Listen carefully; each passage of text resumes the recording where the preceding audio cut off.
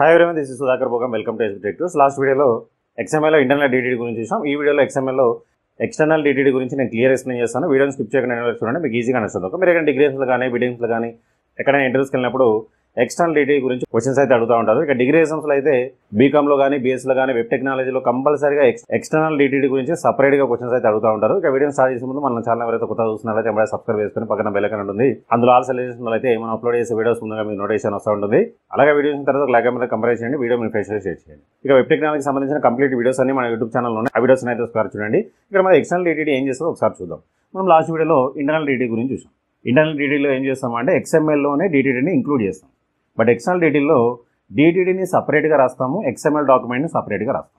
అది ఒకటే డిఫరెన్స్, మిగతాదంతా సేమ్. ఒకసారి చూసినట్లయితే in external DTD elements are declared outside the XML document. XML డాక్యుమెంట్లో ఏవైతే ఎలిమెంట్స్ ఉన్నాయో వాటి డిక్లరేషన్ ఏదైతే DTD రాస్తామో దాన్ని అవుట్ సైడ్ XML డాక్యుమెంట్లో రాస్తాం. అదే రాస్తాం. ఇంకేమైనా చూద్దాం. They are accessed by specifying the system attribute. So దాన్ని యాక్సెస్ చేసుకోవడానికి సిస్టమ్ అనే అట్రిబ్యూట్ యూజ్ చేస్తాం. ఓకే, సో దానికి సంబంధించిన సింటాక్స్ ఒకసారి అబ్జర్వ్ చేసినట్లయితే డాక్ టైప్ అని రాయాలి, తర్వాత రూట్ ఎలిమెంట్ రాయాలి. ఇక్కడ సిస్టమ్ అనే కీవర్డ్, దీన్ని మనం అట్రిబ్యూట్ లాగా యూజ్ చేస్తూ ఉంటాం. సో సిస్టమ్ అనే అట్రిబ్యూట్ యూజ్ చేయాలి, పక్కన DTD ఫైల్ నేమ్ ఇవ్వాలి. ఓకే, ఒక చిన్న ఎగ్జాంపుల్ రాస్తే మీకు కూడా ఐడియా వస్తుంది. ఫస్ట్ అయితే మనం DTDని చూద్దాం.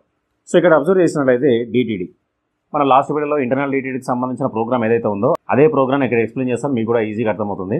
సో అక్కడ ఏం చేస్తాము, DTDని XML డాక్యుమెంట్లోనే ఇంక్లూడ్ చేసాం.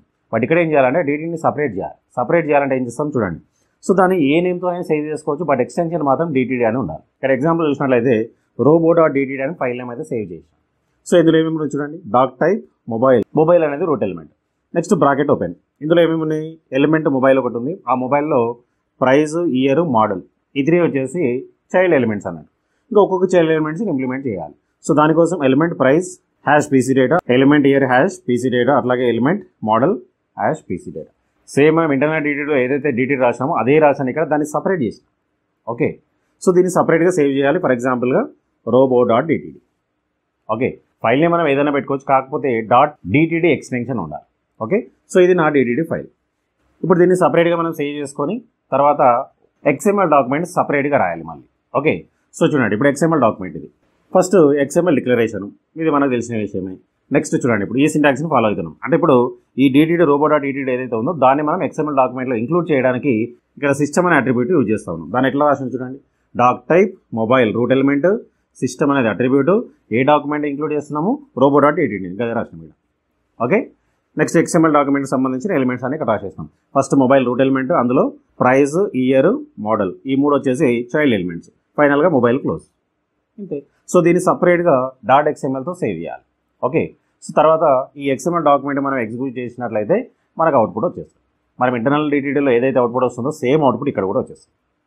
ఓకే, సో ఎక్స్టర్నల్ DTDలో ఏం చేస్తామంటే DTDని సపరేట్గా రాయాలి, దాన్ని సపరేట్గా సేవ్ చేసుకుంటాము. దాన్ని XML డాక్యుమెంట్లో ఇంక్లూడ్ చేసుకోవడానికి సిస్టమ్ అనే అట్రిబ్యూట్ యూజ్ చేస్తాం. అంతే డిఫరెన్స్, మిగతాదంతా same story.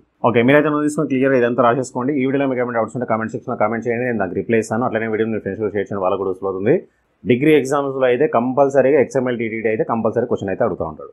Last video DTD, internal DTD, అలాగే ఎక్స్టర్నల్ DTD రెండు వీడియోస్లకు సంబంధించిన ఆన్సర్ రాసినట్లయితే మీకు ఫుల్ మార్క్స్ వచ్చేస్తాయి. ఓకే, అలాగే కంప్యూటర్ లాంగ్వేజ్ సంబంధించిన కంప్లీట్ వీడియోస్ అన్ని మన యూట్యూబ్ ఛానల్ ఉన్నాయి. ఆ వీడియోస్ అన్ని ఒకసారి అయితే చూడండి. నెక్స్ట్ వీడియోలో XML స్కీమా గురించి చూద్దాం. అలాగే ముందు కంప్లీట్ XMLకి సంబంధించిన వీడియోస్ అన్ని అప్లోడ్ చేస్తాను. ఆ వీడియోస్ అనేది ఒకసారి చూడండి. సో నెక్స్ట్ వీడియో మళ్ళీ కలుద్దాం. So thanks for watching. Like చేసి subscribe my channel. Thank you.